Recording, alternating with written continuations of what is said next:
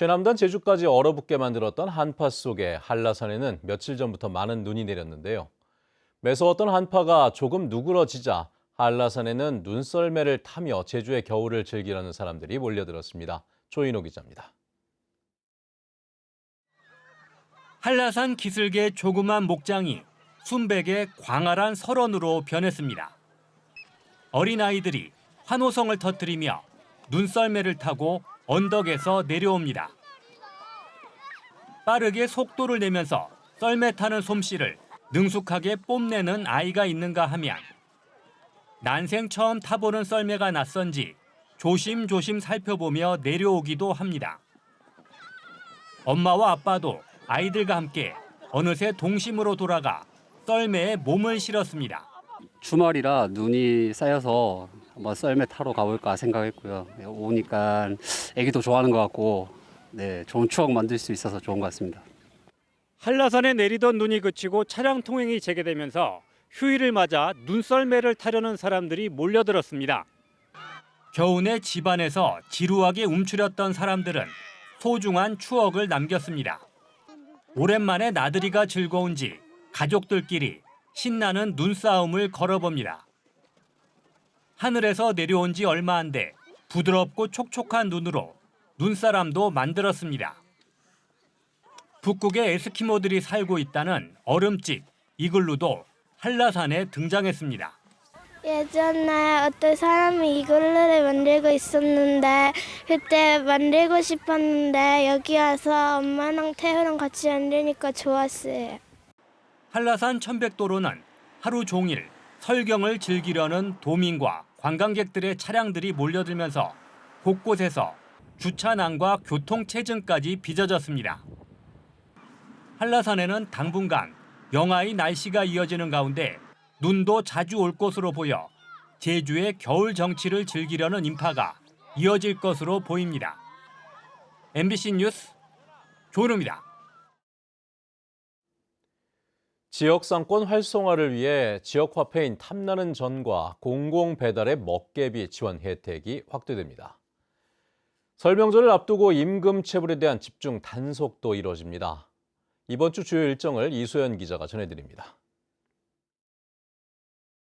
설 명절을 맞아 지역 상권 활성화를 위한 소비 촉진 행사가 열립니다. 오늘부터 이달 말까지 지역 화폐 탐나는 전으로 연매출 10억 원 이하 가맹점에서 하루에 5만 원 이상을 구입하면 탐나는 전 앱으로 만 원이 환급됩니다. 또 공공 배달 앱인 먹개비로 4천 원 이상 음식을 주문하면 하루에 한 번 배달비 3천 원을 지원합니다. 설 명절을 앞두고 임금을 제때 주지 않는 사업장에 대한 집중 점검이 이뤄집니다. 제주도는 오는 17일 설 대비 체불임금 예방을 위한 대책회의를 열어 체불임금 현황을 공유하고 해소 방안과 예방 대책 등을 논의합니다. 또 오는 24일까지 광급공사 현장을 중심으로 체불임금 권리 구제 절차를 집중 홍보할 계획입니다. 소설 순이 삼촌의 배경이 됐던 북촌리 학살 사건을 추모하는 위령제가 열립니다. 오는 18일 오전 10시 조천읍 북촌리 너분숭이 4.3 기념관에서 억울하게 희생된 4.3 희생자들의 넋을 기리는 진원물을 시작으로 위령제를 봉행합니다. 또 같은 날 오전 11시 구저읍 동복리에서도 4.3 희생자 합동 위령제가 개최됩니다. 제주 청정 특화자원을 활용한 바이오 산업 육성을 위한 종합계획이 마련됩니다. 제주도는 오는 16일 바이오 산업 육성 종합계획 용역 최종 보고회를 갖습니다. 보고회에서는 제주형 그린, 레드, 해양 바이오 산업 육성과 관련해 도민과 전문가들의 의견 수렴도 이뤄집니다. 제주도지사배 전국 유소년 농구대회가 오는 14일부터 20일까지 조천체육관에서 열립니다. 올해로 6회째를 맞는 이번 대회에는 서울과 부산 등에서 초등부 10팀, 중등부 8팀이 참여해 실력을 겨룰 예정입니다. MBC 뉴스 이소연입니다.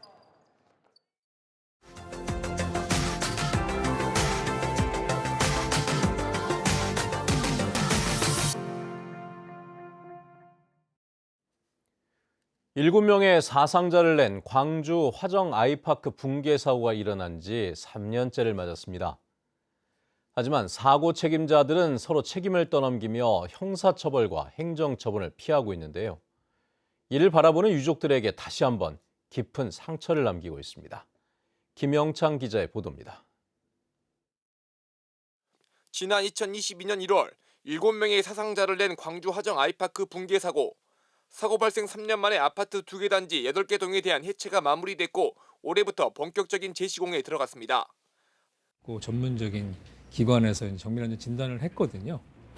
정밀안전 진단 결과 건물의 구조상 전혀 문제가 없음을 확인한 상태입니다.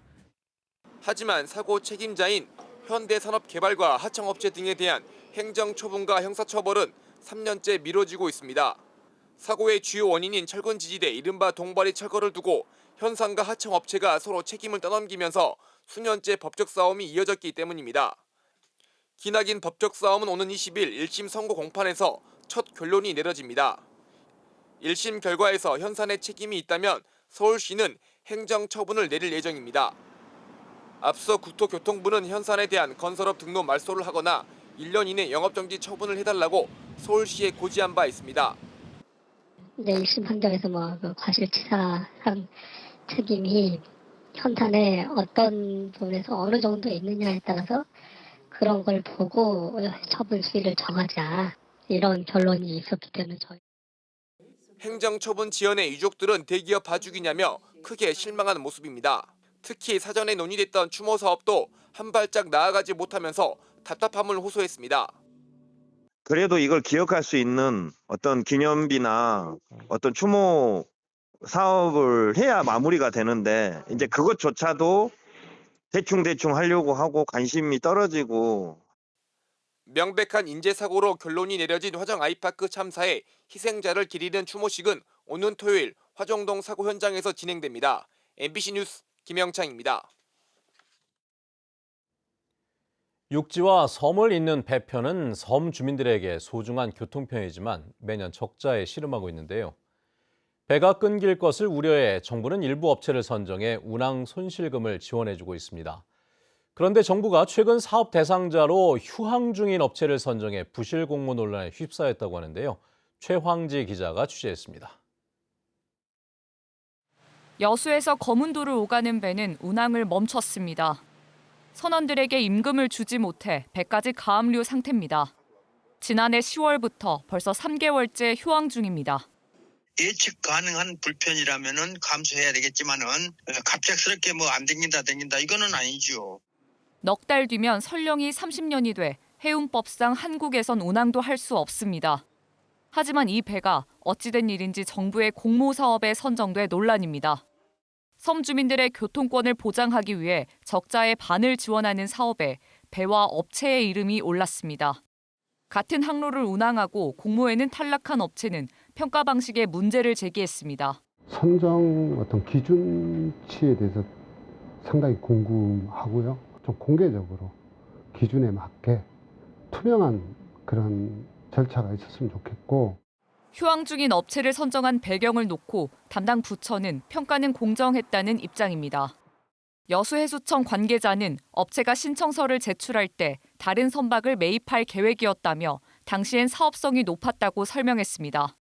그러면서도 아직 완전히 계약한 건 아니라며 내부적으로도 재검토하겠다고 답변했습니다. 하지만 취재 결과 해당 업체가 타 선박을 매입한 정황은 확인되지 않았습니다. 해수부의 사후 검증에 문제가 있는 것으로 나타난 가운데 여수시도 관계기관을 상대로 재검토를 요청하는 공문을 보냈습니다. MBC 뉴스 최양지입니다.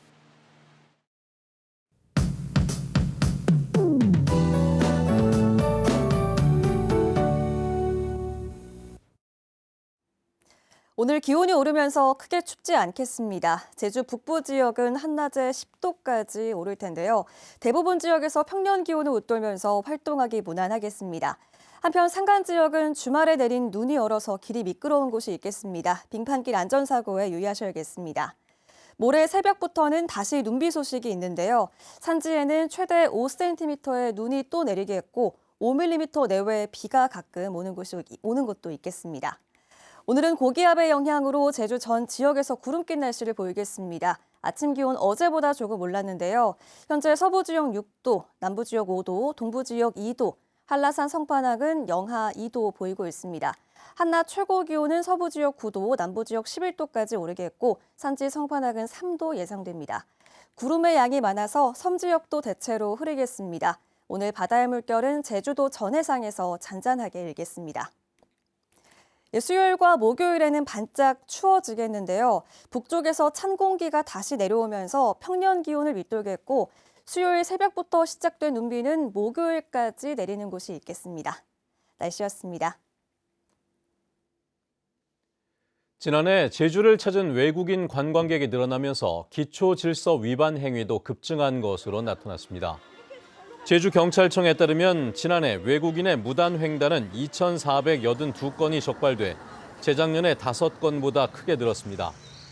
또 외국인의 쓰레기 투기와 공공장소 불안감 조성, 노상 방뇨 등 경범죄 처벌법 위반도 155건이 적발됐습니다. 지난해 외국인 관광객은 190만 명으로 재작년에 70만 명보다 3배 가까이 늘었습니다. 외국인 전용 카지노에 대한 제주도민 설문조사 결과 긍정과 부정적인 인식이 엇갈리는 것으로 나타났습니다. 제주도가 도민 1,000명을 설문조사한 결과 카지노가 제주도에 미치는 영향에 대해 긍정적이다 25.7%, 부정적이다 28.6%였고 모르겠다가 45.7%였습니다. 카지노 매출액의 10%를 관광진흥기금으로 납부하는 것은 부족하다가 36.5%, 적당함 29%, 많음 4.4%보다 높았습니다. 카지노 관리감독 부서의 역할은 규제 강화가 51.9%로 지원 강화 23%보다 높았습니다. 제주 도내 건설 경기가 얼어붙으면서 미분양 주택이 또다시 사상 최고치를 경신했습니다.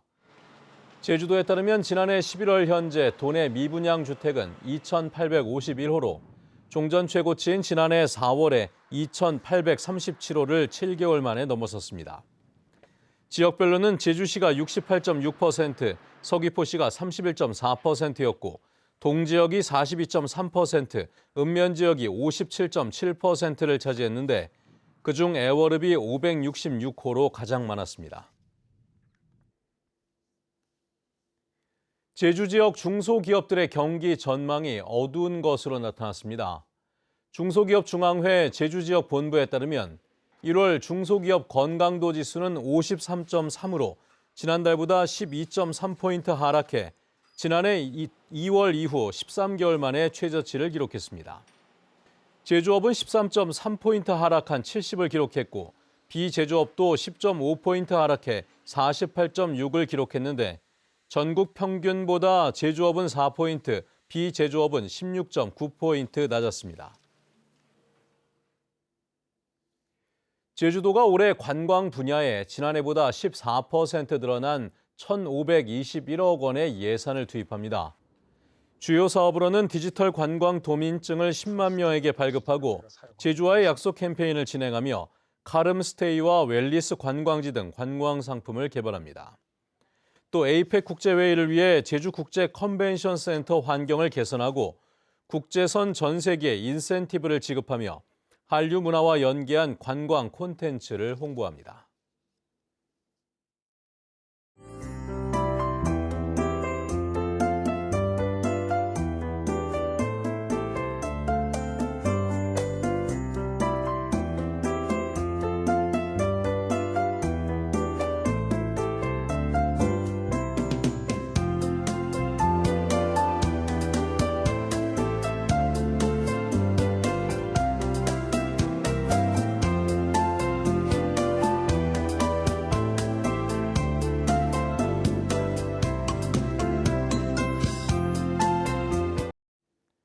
네, 뉴스투데이 제주를 마칩니다. 시청해주신 여러분 고맙습니다.